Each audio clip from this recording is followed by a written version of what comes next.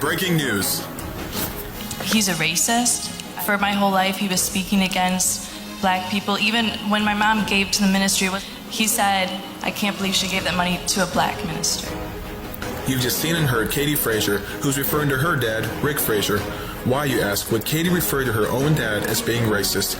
Katie is not an angry teenager who's mad at her dad. Rather, she has decided to take a courageous stance against racism. Katie strongly believes he's behind the malicious, untrue attacks being waged against God's apostle, David E. Taylor, because he's African American. Attacks Katie believes are resulting from her mother, Deborah, giving a large contribution to David E. Taylor's ministry. I don't know why she gave that money to a black man's ministry, Katie said she heard her dad say. As an outsider, David E. Taylor was summoned to testify in the Frazier's divorce hearing about the contribution. Rick said he wanted his ex-wife's money back and threatened David E. Taylor directly, telling him if he didn't comply, he would make videos to destroy him through social media to ruin his reputation. Since then, Apostle David E. Taylor has been publicly attacked by what's commonly known today as internet trolls, people who use the internet to give false information about others. They have gone to great lengths, even posting fake videos, blogs, and other information. Why, do you ask? Because the man of God innocently accepted a contribution to the ministry during the time of the Frazier's divorce hearings. This is shocking. Injustice in America is still a reality, but through it all, David E. Taylor has shown a heart of love for Deborah, Katie, and even Rick. In her reverence for God and his work through Apostle David E. Taylor, Katie publicly apologized to Apostle for the attacks and wrote him a letter of apology. I just wanted to apologize to the social media world, and it's truly just because she followed what God wanted her to do and gave to this work. And it's my own father who's spreading these lies, who's getting these videos chopped up, the deposition videos that came from the divorce case. It breaks my heart.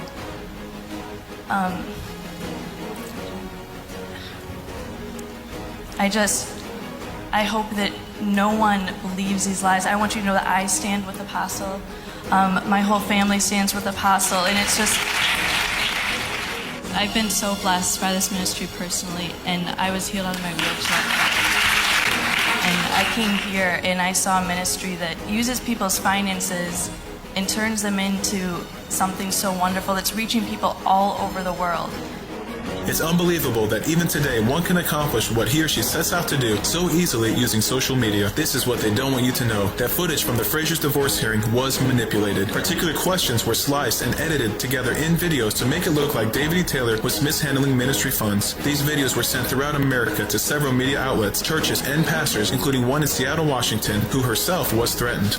Pastor Helen Salder received an email from Rick Frazier saying if she hosted David E. Taylor at her church, she would be turned into the FBI because David E. Taylor is being investigated, and that a news team would be sent to her church. Strangely, after she received this email, her church window was not only broken, but her church was vandalized, spray painted with KKK, swastikas, and other racial markings. Her church email system was even hacked. Every member in her church received the very same email she did from Rick Frazier. The Bible says, none called for justice. They conceive mischief and bring forth iniquity. This is the false information they gave you. They lied about the federal investigation. They want you to believe David E. Taylor was being investigated and interrogated by authorities from the federal government. He was not. It was all a hoax. David E. Taylor was asked carefully crafted questions by attorneys in Rick and Deborah's divorce hearings, but instead the videos were constructed to make you think it was an investigation. David E. Taylor has never been investigated by the federal government. They lied about the homes. They want you to think David E. Taylor used ministry funds to purchase 2 luxury homes shown here. David E. Taylor does not own any homes. He still leases the same apartment he has been for over 7 years. They lied about the income. They made it seem like David E. Taylor receives a huge income from his ministry. David E. Taylor's ministry is a multi-million-dollar ministry, but he chooses to receive less than $35,000 of taxable income from his ministry per year. David E. Taylor's board of directors have recommended time and time again that he receive a more significant personal income, but he refuses, sacrificing all he can for the ministry, even all royalties from his national best-selling book, Face-to-Face Appearances from Jesus, The Ultimate Intimacy, to fulfill the vision God gave him. They lied about the Mercedes. They made it appear as if David E. Taylor purchased an expensive car using his ministry funds. He did not. A businessman honored David E. Taylor for his 25 years of ministry. David Taylor then took the car that was given to him personally and gave it into the ministry. In turn, his board of directors decided to turn the car into a stretch limousine to transport visiting church leaders and guests.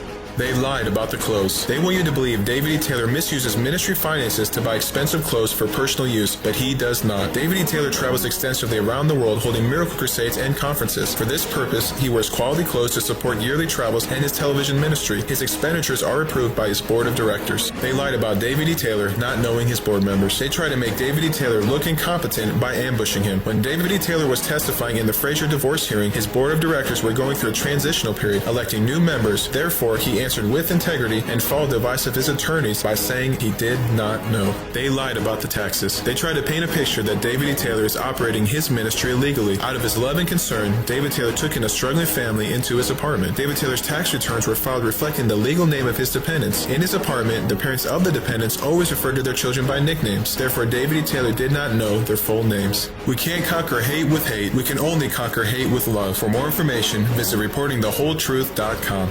I don't know how to hold no hate in my heart against anybody. And this man who's doing this, I still love him no matter what he's doing. I want him to know I forgive him. I just want to hug Katie and Deborah just for closure. I love you guys. Come on, give God the glory. Celebrating 25 years of ministry, Apostle David E. Taylor has made an indelible imprint throughout the United States and around the world, becoming a strong and positive influence as a spiritual father and leader. This incredible man of God was once a professed thug, a gangster, enjoying the thug life in urban America and all that it entailed, until one day, David E. Taylor's life was changed forever from a face-to-face intimate visit with Jesus. I was 17 years old when I was the leader of a gang, and at the age of 17 years old, Jesus appeared to me in a dream in my sleep. He was in this most beautiful white robe, this gorgeous white robe, and he had such a humble demeanor. He was a humble man, and that's what I really remember. Not only what he was wearing, but his eyes, the love in his eyes, and the humility that he exuded. My life from that day was changed. All I knew is that something changed in my heart after I saw him, and after he spoke to me. I had never had an experience like that. I felt currents of power and electricity going through me. You know, from that glory that was coming off of him, his presence, and I was changed. I knew something had happened to me. And he stood there with a smile on his face, but his eyes full of light and love, you know, and he said, "Follow me." I knew he wanted me to give my life to him. I said, "Lord, I want others to experience what I experienced with you. If you go to them in dreams," I started to pray. I said, "It's my desire that you give me the ministry where you work with me personally on earth, and you go to them just like you came to me. A ministry that introduces you to them face to face."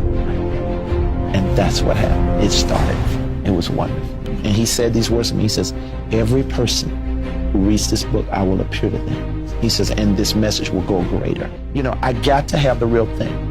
And so, and the miracle ministry was formed at that point where people were healed out of wheelchairs. I just got up and walked. You were in this wheelchair.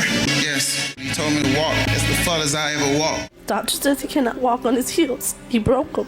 And what happened tonight? He's walking. Look at this. God, I will obey from this point on to anything you say. Anything you say. Things like that, but there was like a process where he taught me about miracles and healing, how he did that, and what I needed to do. Fasting was one of them, a lot of prayer, that I had to live a different life, a consecrated life than normal preachers or normal people in order for him to channel his power through me like that. She's had a tumor in the back of her head for a while, and she said, "Mommy, it's gone." I was like, "Baby, what?" She said, "Mommy, it's gone. It's not there no more." Jesus, thank you so much. I don't know what just happened to me, but it felt so good. Out of his face-to-face relationship with Jesus, his healing ministry was birthed. David E. Taylor was humbled and honored, Jesus choosing him to appear before, saving him from a life in the streets. Today, David E. Taylor works with a multicultural staff he loves, spreading the gospel of Jesus around the world. As a result of his ministry and relationship with Jesus, thousands of people are meeting Jesus face-to-face. They are turning their lives around, and because of God working with and through David E. Taylor, are becoming responsible sons and daughters of God, positively impacting their communities. Martin Luther King Jr. once said, "Injustice anywhere is a threat to justice almost everywhere. While most of us would be furious and would want to seek revenge against someone attacking us so viciously, Apostle David E. Taylor holds no malice in his heart. Despite the fact that there's still a huge divide among races in America, David E. Taylor, like Martin Luther King Jr., believes and teaches the only way we can overcome hatred is through love. David E. Taylor's heart is to propel God's vision of love in unifying America. He urges all of us to pray about the issue of racism, to love each other, even our enemies, that one day, because of our prayers and actions, love will prevail. There's a level of your closeness to the Lord that is based on how you deal with people. I'm showing you certain blockages that keeps the Lord from being as close as he want to be to you. Then your love walk with people has to increase in order for your walk with God to increase. That's why you have to deal with areas like this, because it purifies you in your heart toward mankind, not just certain people, everybody. The enemy sent this attack to try to hinder the momentum of God's ministry and movement face to face. If you believe in this cause for God's kingdom, please help by sharing this video and stand up with Apostle David E. Taylor as he carries out God's vision of love through the world. Call 1-877-THE-GLORY. That's 1-877-843-4